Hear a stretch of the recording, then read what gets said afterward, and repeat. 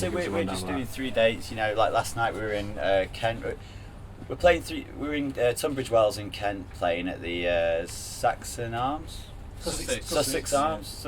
I'm really bad with names. We're doing 3 dates, getting to play with Going Off for 3 days in a row, which is great because we're long-time friends with them. We've known them for years and years and years and years. You know, Matt and Taylor or James go way back with Nate, who plays guitar in Going Off.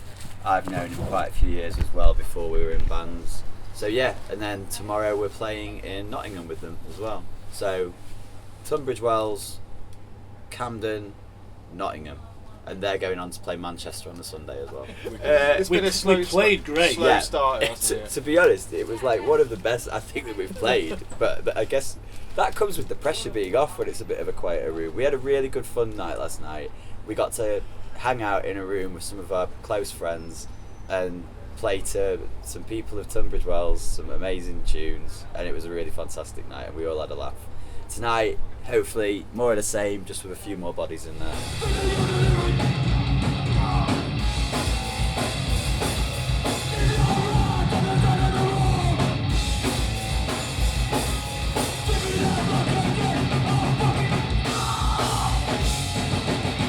We've always booked everything ourselves. We've never gone through agents or management. You know, we've always kept it DIY, and you know, with that, you're always going to get some shows that are a bit quieter than others. But also through that, you're going to get some shows that proper diamonds in the rough. I mean, we've had some incredible shows that we thought were going to be nothing that turned out to be pivotal. Exactly.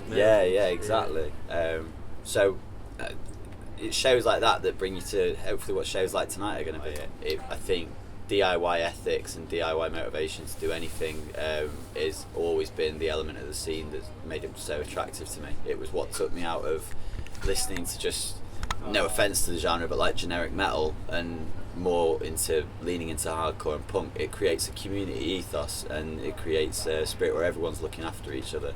And as a result of that, if you keep it DIY, you do it yourself, you've got complete control over everything that you're doing. You're not having to play shows that you don't want to, you're not having to play songs that you don't want to, and also you're not having to play with bands that you don't like. That's the end of the day. We do this, it's nothing more than a hobby. We're not going to play with bands that we don't want to play with. Not to sound arrogant or big-headed, it's just, why would you do something you don't enjoy?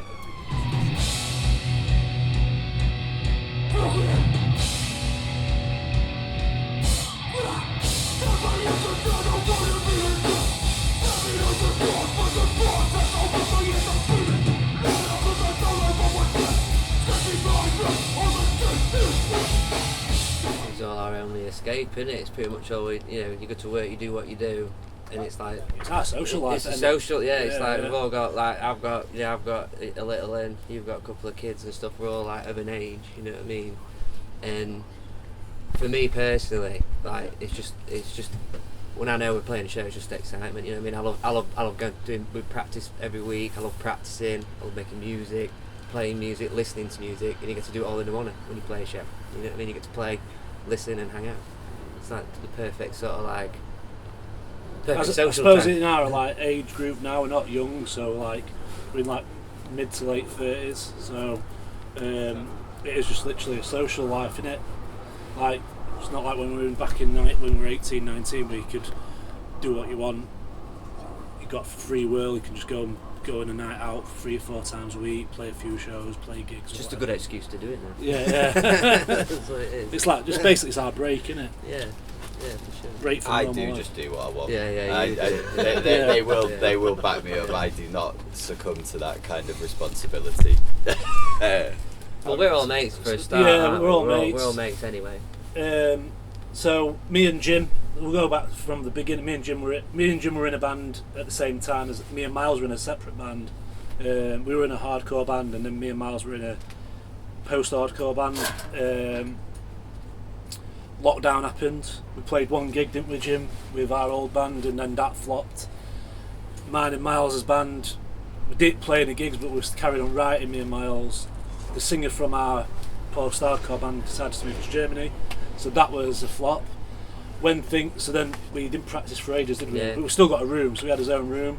And then when we could kind of get back out of lockdown and mingle a little bit more, me and Miles carried on writing. Again, we were just writing whatever really, yeah, weren't we? Whatever. It went from we actually got Jim in to do vocals, and then 2 weeks we didn't know what we were deciding, did we? And then 2 weeks later we were just like, let's just start a hardcore band. So then it was a free, and then from then we got Matt in, but at the time it just didn't suit Matt, I would imagine, at the beginning. Too far to Sheffield. It was too far to Sheffield. So then we had another bassist who we did our EP and record with originally. They had a little. He had a baby. His missus had a baby, so it went from then Matt just doing the odd show, and then he decided, didn't you just fuck it? I'll give it a full-time go, and then we got Matt back. So. Yeah, so there was a little period where we had Matt and John from the band Without Love taking it in turns to fill in and play bass. And John does still play bass for us a couple of times, every now and again. But yeah, this is the. Yeah, I feel we get the core of it. We're mates. I think that's what makes it easy. You know what I mean? We knew each other before the band, during the band, and we'll always know each other. Me and Matt have known each other for a long time, haven't we? Yeah. So. It all just like I've been in bands prior, like before, like in my younger days, and I don't know if it's like with anyone else, but with me, you kind of get there's like a gel with a band, and you kind of know what our band works, and you get on with the people rather than just like jumping in on a band that's already there, and it's like you don't feel like you fit in. Whereas like it don't really matter here. We just. I think there's also like it comes with a level of like experience and trust that you have when you've known each other for so long. Yeah. So like we say, because this is a hobby, we do this for fun, and we all work full-time jobs that are all quite high pressure jobs, you know, and as a result of that it can be stressful at times, and you need to be with a group of people who you're okay with sharing all your emotions with, whether it's you're pissed off, whether it's you're having a great time. We can all snap at each other and we're fine, and half an hour later, you know, as well as we can all celebrate a gig going well. It's just because you've got to be able to do that, and that comes with knowing each other and being a bit more level-headed as you get older, and a bit of experience from that as well. And everyone's got their own creative ideas anyway. It's just a dangerous space to operate in with friends anyway, isn't it? Well, it is, because everyone's got, you know, we're gonna release an EP or whatever. I want the artwork to look like this. I want to do it like this, and it's just about finding that common ground, isn't it? And sometimes just fucking doing whatever you want.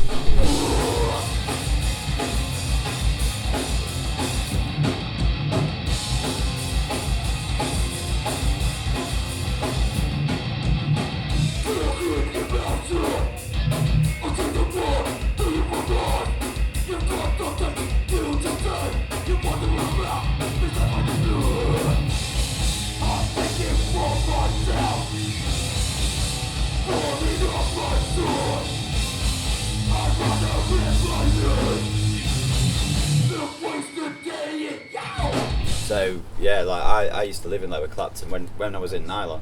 So the name came from me living in London at the time. Yeah, it did, yeah. Because like nylon is a word made up of New York and London.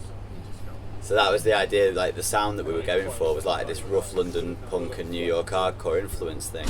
So I was travelling that every week on the train for practice. You love it here, don't you? I love London. I absolutely adore it, and I've got a lot of friends here, so hopefully some of them come out. Yeah, the connections we've built along the way, playing different cities with other bands from London, hopefully that'll give us a bit of a turnout tonight.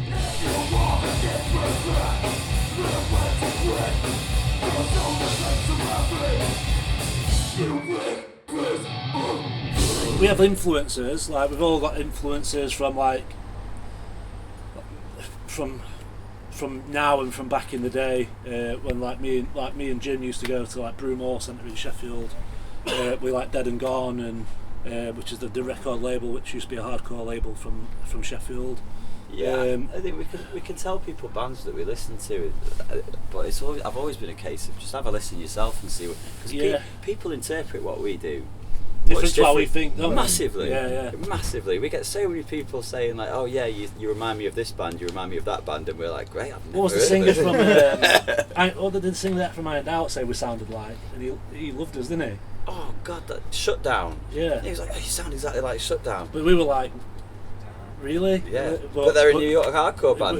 So it makes sense, doesn't it? Yeah. It's good to see the kids man at the minute as well. Like we played Sheffield a few weeks back with Iron Down, and like it does make you feel old, but at the same time, I just think it's sick. You know, these kids come out like on a random night in the week and like fucking throw down. You know what I mean? And it's just cool to see. You know what I mean? Non-stop for like 5 bands that just come out and give it all they got. It's mental. The thing is, with our sound as well, like we've kind of played a lot of mixed bill shows. Like when I say mixed bill shows, I mean like we've played like beatdown shows, played punk shows, we've played just a mixture of different style of bands. But we always stand out, don't we, with our sound, and it kind of works, doesn't it? That's the thing. I think the problem is like we always get called like a very, very old school sounding hardcore band. But because we still listen to the exact same records that we had when we were 15, it doesn't feel old school. It feels very present day to us still.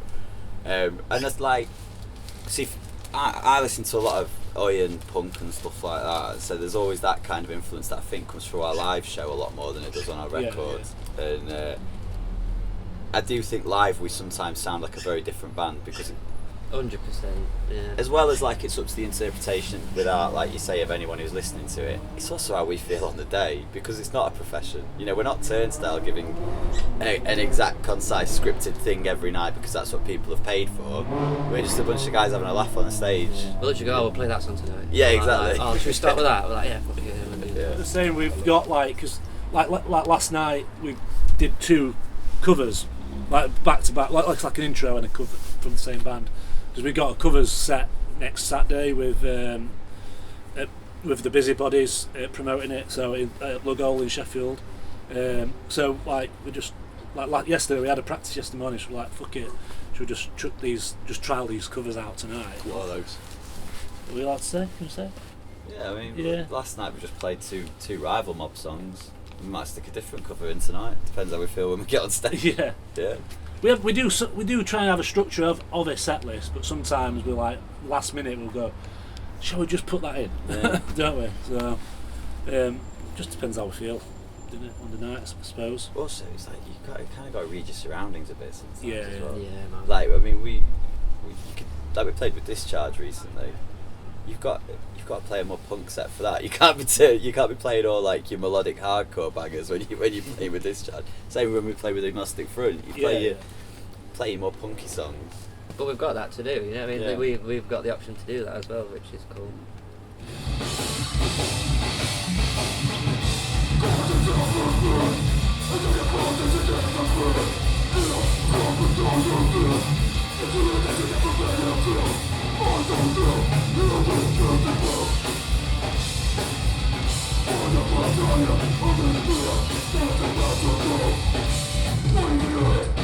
With the artwork side of things, we try to use with local people who we know, and like so. Like For example, it is always local people. yeah. So like for example, with the LP, we is Tom J. Newell. So and like me and Jim, would I say especially, are into like aliens and stuff. So we had this kind of like from the book Chariot of the Gods. We thought we took a little bit from that, didn't we? Yeah. The album name, and we gave like Tom a brief, and we just trusted him to it. And he's either really black and white or he's really colourful. So we said like, let's have a bit of colour in it, didn't we? Weren't we like just driving back from watching the movie Life or something in Yeah, Manchester? we We were were, just yeah. like, let's call it that. Yeah. Aliens. And then we just got like that came with like some sort of like ancient alien themed album cover. Tom worked really well with us, and we got like a few t-shirts out of that. We've obviously got new EP coming out soon, and we're just getting the artwork finalised with that. And again, it's busy, colourful, different theme, not going for the alien theme. Yeah. We just released a single off it the other week with separate artwork, and that's got Paul from Perp Walk on it as well. It's such a good band. Yeah. They're so good. And again, mates that we've made through the scene. MCHC put us on with them and Plastics. And we just instantly hit it off. Paul, you know, next time I saw Paul, he was wearing a nylon jumper, and you know, he stayed at my house. Got on a bus from Wales to come and record for like 30 seconds. Yeah. That's Like how you getting home, Paul, on a bus? Like, how fun? Where Wales? Oh, it's only 6 hours. It was great though, because like we told him what the song was about. I told him I can imagine you being on this part, and I said to him like, this is the verse I've written. You write your own though, because I'm not putting words in anyone's mouth, and I want, again, interpretation. I wanted his perception of what the song was about, and he wrote this absolutely incredible verse that honestly puts the rest of my lyrics in the song to shame. Like his are great, and it was just fantastic. We played in Bristol a couple of weeks ago, and Paul got up and did his verse as well, and it was just Pop's good. Yeah, good time. I was in Eindhoven with Paul like 3 weeks ago watching fucking Trapped Under Ice or Hatebreed or something. So Oh, yeah. wicked. Yeah, I was Yeah. jealous of that. Jealous Yeah. of that. I know what you're talking about.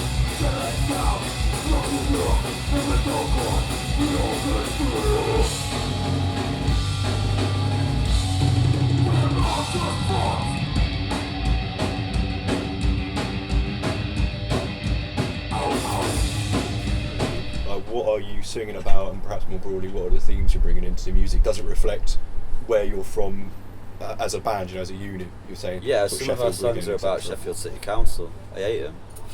Why's that? Fucking shit. Bottles. Absolutely. Honestly, No the amount comment. that they've put up council tax and business rates. So Sheffield City Council are the only council in the country that opted to put up council tax the maximum that they possibly could when the cap was taken off. They're the only council that opted to do that. They literally opted to try and bankrupt families. It was awful. So yeah, a lot of our songs are about Sheffield City Council. I would say something about past relationship friend-wise, aren't they? Some songs are about people that were in the band with me and Taylor before Nylon, because I can't stand them. Why is it important to mix up the colourful stuff with the more realistic bits? Do you know what I mean? With like the Charity of the Gods and the Sheffield Council, why is it important to kind of put that under one banner? Because that's what art is. It's an expression of a range of emotions, isn't it? It's what's And relevant to yeah. the time, isn't it? Like our writing process is really. I'm in another band as well, and it's very different from that. And like, so Miles will come up like with say, "Oh, I've got this riff," and we'll all kind of envisage what feeling is coming from that riff. And Taylor will start building a drum beat to it.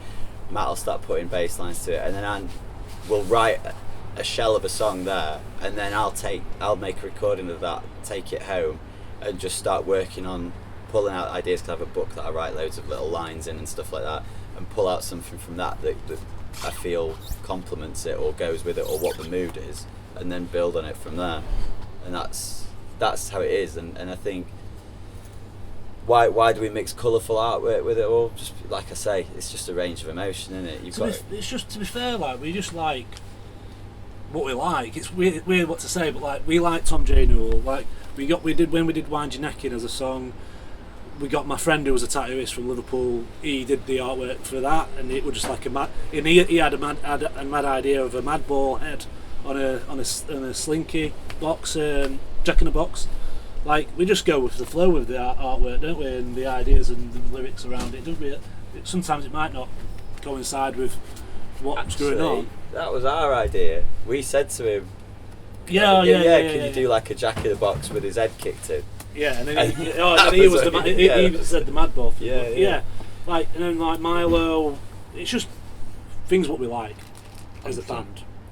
It doesn't sometimes mean anything. It just like, it's like tattoos, man. Like when I were getting tattoos, none of my tattoos mean anything. They just got them because I like. It's like a time and place thing. Yeah. And sometimes it's just like, oh, I like that style of artwork or whatever. It's just. I think the Enjoy Your View artwork does. Yeah, that may be a bit more specific, isn't it? I don't know. For some reason, that song, out of everything we've written, really stands out to me, and I really, there's like a lot of meaning behind that song, and we discussed that meaning with Milo, and the idea is just, Enjoy Your View is like, that's the one that Paul's on.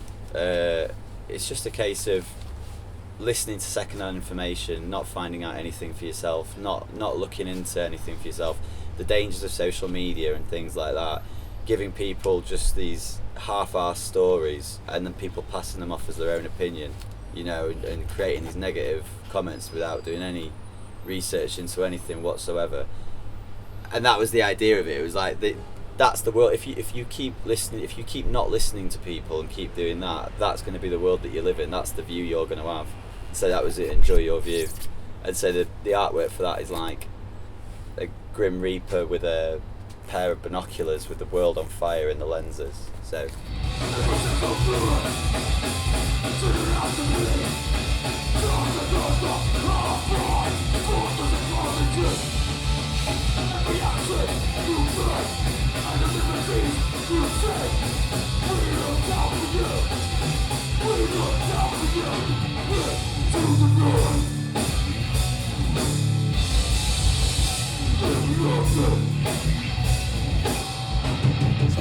How do you? What's been a moment in the past year or so, whether it be with you as a band or something you've seen in the hardcore punk DIY scene, whatever you want to call it, that's really stood out for you?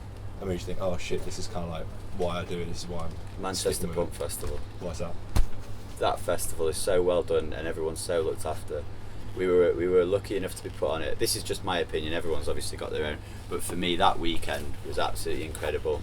You know, to play. You did have a good time, didn't you? I remember you saying for like 3 days, I'm having a right good time. It's just the best weekend. Like, we got to play, again, Paul was there.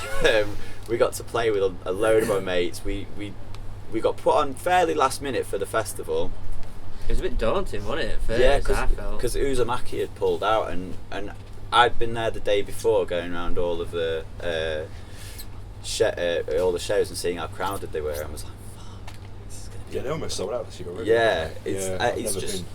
It's so good. It's so good. Like, we rocked up on the Saturday. You know, the first thing you're given is wristbands for the whole weekend for the whole band for every venue. You're given food tokens. You're given drink tokens. Very well looked after. Yeah, so well looked after. And it's on a large scale as well, so it's fair play to them. You know what I mean? There must be hundreds of bands there. It's been a bit of a up and not a roller coaster, but like there's been a lot of highlights this year.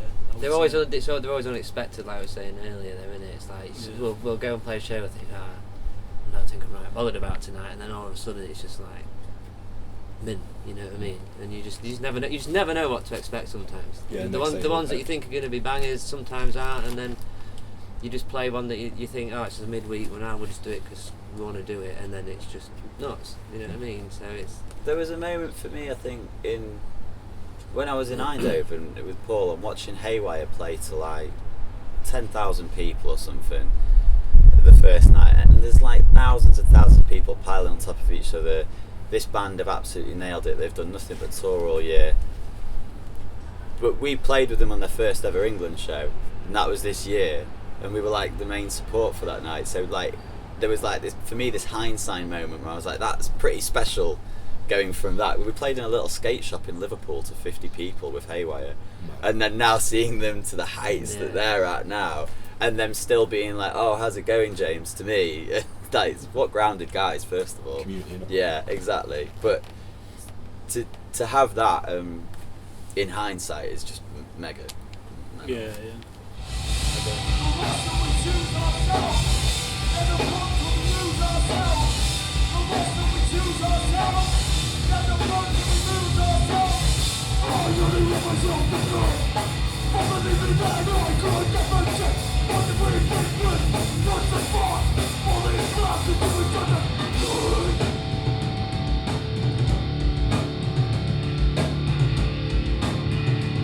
We need to get this EP out we've got now out. Obviously we've released one song.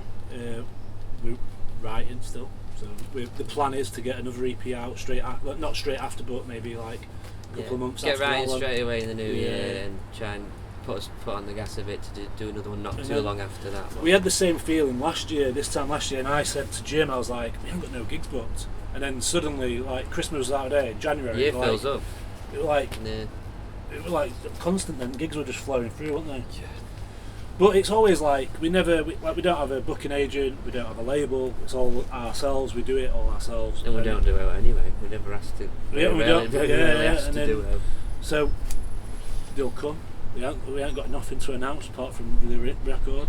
But if anyone in Europe wants to drop us a line, yeah, that's like let us know. Yeah, you know, we'd love to go away for a weekend. Like I say, just a mate's going away for a weekend. If we could play a few shows around it, that would be great.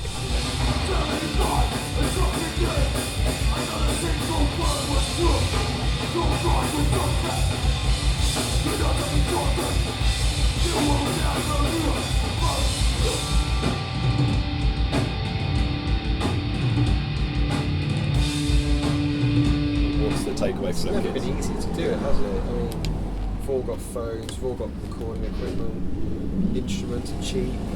Just go and do it. I would say respect the scene for what it is. Like, you know, there's a lot of people, and don't get me wrong, and this is going to sound like I'm trying to be negative, I'm not. It's fantastic that everyone's getting involved in hardcore, because hardcore's been a massive part of my life since I got into my first hardcore show when I was 12 years old. But there's a lot of people that are coming into it because there's a few fashionable bands about, you know, there's a few fashionable festivals about, and they're coming into it and trying to change it and make it something that it's not. It is what it is. It ain't what it ain't. You know, and I think you kind of got to remember that. I think us older people, we can learn a lot from listening to the youth. Hardcore's always been a youth crew movement. It's always been a youth movement. It's our responsibility to keep our ears open and listen to what people are actually got to say, who are the young people in the scene. But at the same time, it's got to be mutually respected. The young people got to respect the scene for what it is and what it's come from.